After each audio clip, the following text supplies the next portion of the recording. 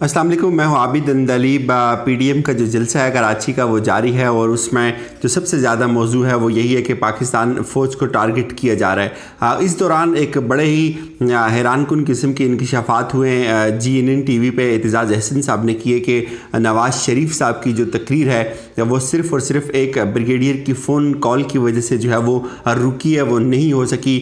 एक phone call ने नवाज़ शरीफ साहब को बिल्कुल ढेर कर दिया। वो फ़ोन कॉल कहाँ से हुई, किस तरह से उन्होंने सारी जो सिचुएशन है उसको अनफोल्ड किया, उनका इस पे क्या वर्जन है, और ख़ास तौर पे फिर उन्होंने जो 2-3 और इम्पोर्टेंट बातें बताई इस हुकूमत के लिए, वो क्यों बहुत ज़रूरी है, क्यों इम्पोर्टेंट है और क्यों तमाम हुकूमती एहलकारों को उसको समझना चाहिए अगर वो इस मामले में सीरियस है कि वो नवाज़ शरीफ साहब को जो है वो वापस लाएंगे।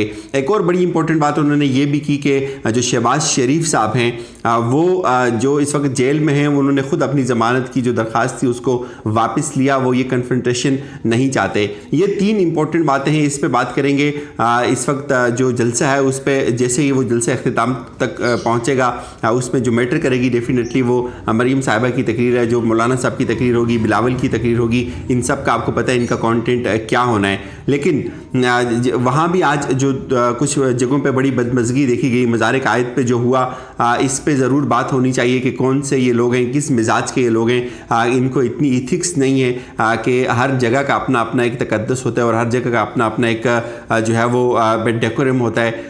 ये वहाँ कोई इनकी रवायात नहीं। और उस पर भी उन्होंने बात की कि इनके लिए कोई जजेस का कमरा कोई मानी नहीं रखता, इनके लिए कोर्ट्स जो है वो कोई मानी नहीं रखती। ये जहाँ चाहें वहाँ जो है वो चढ़ दौड़ते हैं। बहरहाल इंपॉर्टेंट जो बात है जो उस पर बात करेंगे, बहुत सारे लोग ये प्रिडिक्ट कर रहे थे कि कराची में भी नवाज शरीफ साहब जो है वो स्पीच करेंगे और उनकी स्पीच का जो मौजू होगा वही होगा जो उन्होंने इससे पहले गुजरांवाला में किया।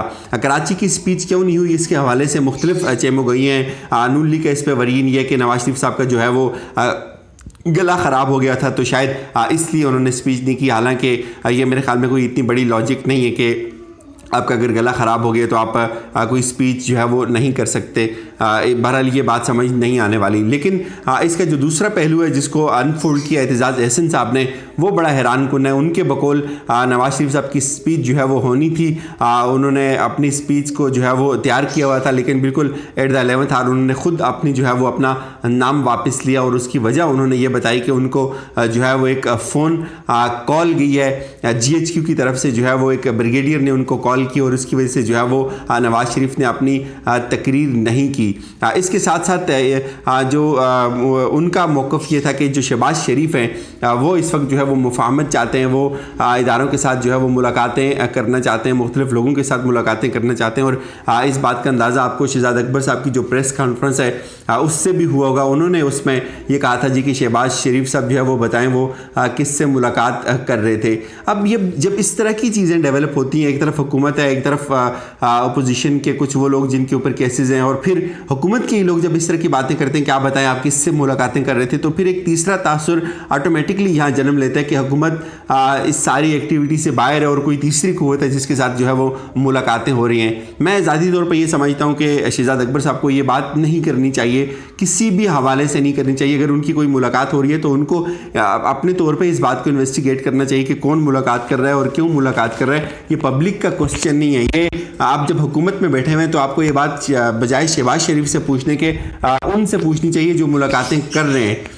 ये बात बनती नहीं। और फिर शेख रशीद साहब ने भी इस बात की जो है वो तस्दीक की। उन्होंने ये कहा जी कि मैंने शहजाद अकबर को फ़ोन करके पूछा और उन्होंने कहा जी कि मुलाकात वो उनकी हो रही थी। देखिए, मुलाकात में 2 फ़रीक होते हैं। कोई एक बंदा अपने आप से तो मुलाकात नहीं कर सकता। वो किसी ड्रामे का बड़ा ज़बरदस्त डायलॉग है कि मैं था और मेरे साथ भी मैं ही था। तो इसलिए ये जब आप इस तरह की बात आके करते हैं कि आप बताएं आपकी किससे मुलाकात हो रही थी, तो ये टीवी पे करने वाली बात नहीं है। मैं इस बात से थोड़ा सा इख्तिलाफ़ रखता हूँ। बहरहाल ज़रूर ऐसा ही है, उन्होंने अपनी जो ज़मानत की दरख्वास्त थी उसको ख़ुद वापस लिया, क्योंकि आप सब लोग जानते हैं कि शहबाज शरीफ जो है वो इस तरह का कोई भी महाज़राई नहीं चाहते। और एतजाज़ अहसन साहब के बकौल जो है वो छुप के जेल में बैठे हैं। और आपको ये भी पता है कि जेल का जो है वो वहाँ कौन से TV जो है वो DSNGs बैठी हुई है, इस तरह के कैमरे बैठे हुए हैं कि वो आपको देखें और आपको फॉलो करें कि आप कहाँ आ रहे हैं और कौन आपके साथ आ रहा है और कौन आपसे मिल रहा है। ये एक बड़ी हैरानकुन बात है कि एक तरफ जो है वो एक भाई इस तरह की बातें कर रहा है, इस तरह से जो है वो फ़ौज को टारगेट कर रहा है और जनरल बाजवा को टारगेट कर रहा है, जिसको अभी उन्होंने 4, 5, 6 माह पहले जो है वो वोट दिया था। सारी नून लीग को वहाँ बुला के ये कहा था कि आपने वोट देना है बाजवा को, और उस बाजवा को जिसको उन्होंने खुद जो है वो आर्मी चीफ बनाया था, उसकी एक्सटेंशन के लिए भी क्या मौजूद भी खुद नून लीग बनी थी। अगर ये भिड़ जाते ना देते वोट तो बहुत बड़ा इशू हो सकता था। वहाँ सुप्रीम कोर्ट ने तो इस मामले को इतना ज़्यादा उछाल दिया था, 3 दिन हम खुद वहाँ थे और हम इसको रिपोर्ट करते थे। लेकिन दूसरी तरफ आज ये बात सामने आती है कि एक भाई जो है वो जेल में छुप के मुलाकातें कर रहा है और वो खुद कह रहा है कि यार मुझे जेल में डाल दो, मैं जलसे नहीं कर सकता, मैं आप लोगों के साथ लड़ाई नहीं कर सकता, मैं कोई तकरीर नहीं कर सकता। एक तरफ इतने मासूम बने हुए और दूसरी तरफ जो है वो इस तरह की बातें कर रहे हैं। ये बड़ी इंपॉर्टेंट बात जो कि एक कि आप जो नवाज शरीफ साहब है उन्होंने स्पीच करनी थी, लेकिन सिर्फ एक ब्रिगेडियर की फ़ोन कॉल गई उनको GHQ से और उन्होंने अपनी स्पीच को वापस ले लिया। इस बात को अनफोल्ड होना है, इस पर हम मज़ीद जो है वो बात करेंगे कभी। लेकिन जो इम्पोर्टेंट बात है एजाज़ अहसन साहब जो है वो बता रहे हैं वो ये है कि इस वक्त एक माहौल बना हुआ है। जब नवाज शरीफ साहब बाहर गए थे तो उस वक्त भी बरतानिया की हुकूमत ने पाकिस्तान से पूछा था कि आप एक बंदे को क्यों हमें भेज रहे हैं, तो उस वक्त जो हुकूमत थी और सब लोग कहते थे तो हमें तो बड़ा जो है इन पे तरस आ गया था, तो हमने इनको बड़ी गुडविल में बाहर भेज दिया। उस वक्त भी हम ये चीख के कहते थे कि ये बाहर बड़े ख़तरनाक होंगे, मियाँ साहब जो है वो बाहर आप लोगों को जाके पता चलेगा कि क्या कार्रवाई डालेंगे वहाँ।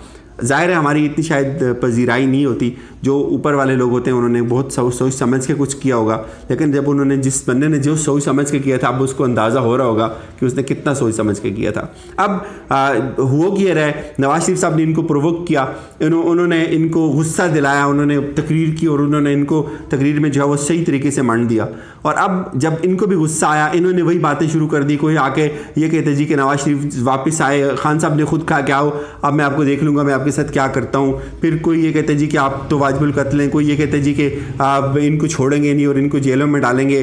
तो आपको नहीं पता कि नवाज शरीफ साहब का वहाँ केस बड़ा स्ट्रॉन्ग हो रहा है और वहाँ की जो गवर्नमेंट है वो इस चीज़ को बड़ा फील करती है। वो कहती है कि हाँ नवाज शरीफ साहब तो कहेंगे जी भाई देखें वो तो मेरे साथ ये हो जाएगा, या आप मुझे क्यों उनके जो है वो मौत के मुँह में झोंक रहे हैं, आप मेरे साथ क्या कर रहे हैं वहाँ, तो देखें उनके ये बयान सुने, ये वहाँ के वज़ीर-ए-आज़म का बयान सुने, ये वहाँ के जो मिनिस्टर्स हैं उनका बयान सुने, वो तो मेरे साथ जो है वो ये करने लगे और आप मुझे क्यों भेजते हैं। तो डेफिनेटली उनको ये एक मौका मिलेगा। ये चीज़ उनके लिए बहुत मैटर करती है, ये चीज़ उनके लिए बड़ी मानी रखती है। आप यहाँ से बैठ के जो मर्जी बात करें और फिर जो आपका अपना बयान है कि आप उनको बहुत आसानी से वापस लेके आ जाएंगे, मुझे ये कोई समझ नहीं आती, आपके बस में ये नहीं है उनको वापस लाना। और आपने अगर उनको कम से कम गंदा ही करना है तो ये इस तरह से नहीं होना चाहिए कि आप उनको यहाँ से बैठ के तड़ी लगाएं और कल आप उनको वापस भी ना ला सकें, जो आपके खुद आपके अपने गले की हड्डी बन जाए वो बात। लेकिन जो सबसे खौफनाक और ख़तरनाक बात है नाजरीन वो ये है कि एक फ़ोन कॉल पे अगर वो जो मज़ाहमत का इस्तिहारा समझे जाते हैं इस वक्त और जिनको पता नहीं क्या क्या बयान किया जा रहा है, वो फ़ोन कॉल पे अगर ढेर हो गए तो ये इस बात का अंदाज़ा इससे आप लगा सकते हैं कि कितना दमखम है इन लोगों में और कितना इन लोगों में जो है वो इनके अंदर कितनी इनकी बसात क्या है, किस हद तक जो है वो ये लड़ सकते हैं। मुझे अपना इजाज़त दीजिए, अपना बहुत सारा ख्याल रखिएगा, फीडबैक से आगाह कीजिएगा। खुदा हाफिज़।